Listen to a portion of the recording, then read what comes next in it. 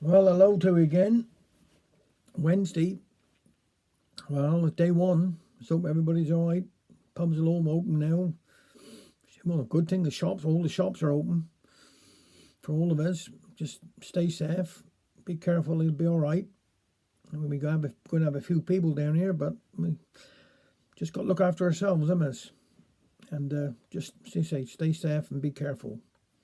So if I'm going to read someone next week, I think somebody's just sent me a little request, so I'm hoping it'll come through this week, and then I'll read it next week.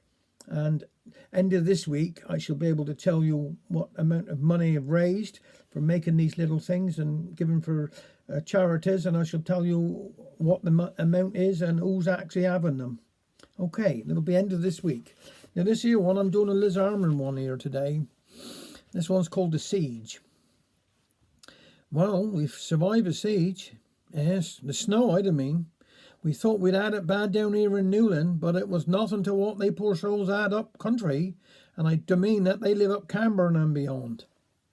We'd had snow, sure enough, but what kept us was isolated was a freezing cold wind, easterly was, that froze up all the pavements. The road was clear enough, buses running throughout, but what was the use of that if you were risking life and limb to get to the bus stop? Still, an Alfred and me took what they call a window of opportunity and managed to get across the road and stocked up with enough meat and veggies and that sort of thing so that we could sit it all out. Brim cold it was though, wasn't it? I'd done a bit of washing one day, hung it out under the linny to dry, and it froze like soldiers right away. Alfred went out to get a couple of logs for the fire and got scattering the ear hole with the leg of his own long underpants.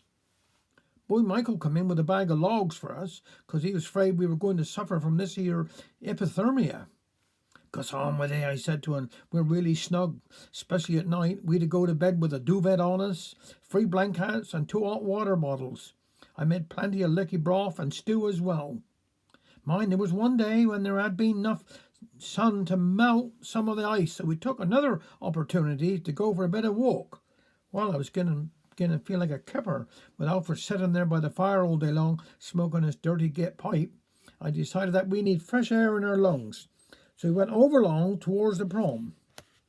We thought it would be a bit more shelter from the easterly wind if we went along the lanes. We were doing very well until we come a get patch of ice, and we were debating whether to turn back or no, when I heard this little family coming along. I heard the mother saying to the children, we must help these poor old souls like these 2 old people ahead of us.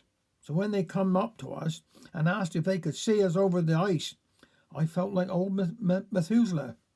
We were glad for a bit of help and we thanked them very much. But when they was out of earshot, I scarmed, poor old souls. I ain't going to be called that no more. We're going to make a revolution to get ourselves fit. Didn't you mean resolution, Sarah Ann, said Alfred.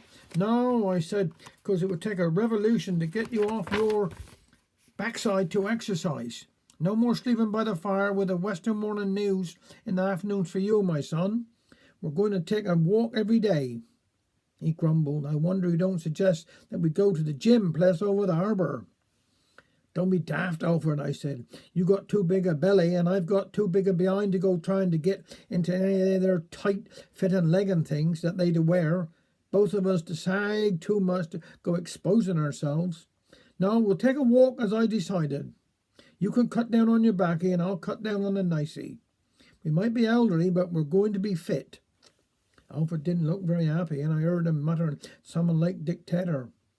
Like I said, we survived the snow, but we can't go for no walk day because it's hunting down with rain and blowing a gale. So Alfred is sleeping under the Western Morning News. Seems we're all back to normal again, doesn't it? I got this one in the pipeline by David Prowse.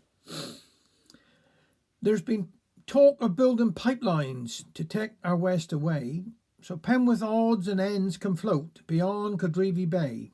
The principle has logic, but because their plans are small, I've conjured up this brand new scheme to satisfy us all. We should make the pipeline bigger and allow it to extend around the coast to John O'Groats, then back towards Land's End. There'd be multifold connections, like the railway line at Crewe, to carry out from each house and home its daily residue. Around and round in circles our effluent shall flow. It's sludged encased in concrete walls with nowhere else to go. So, should demand be heavy at Build or Gurner's Head, they press a switch and send her on to Aberdeen instead. But wait, I hear you mutter. Hang on before you start. What happens when the pipe gets full? And that's the clever part. For secretly near Dover, I've added a giant funnel. And every day from over here, a lookout man will shout all clear, and the whole darn lot will disappear down through the Channel Tunnel. Thanks very much.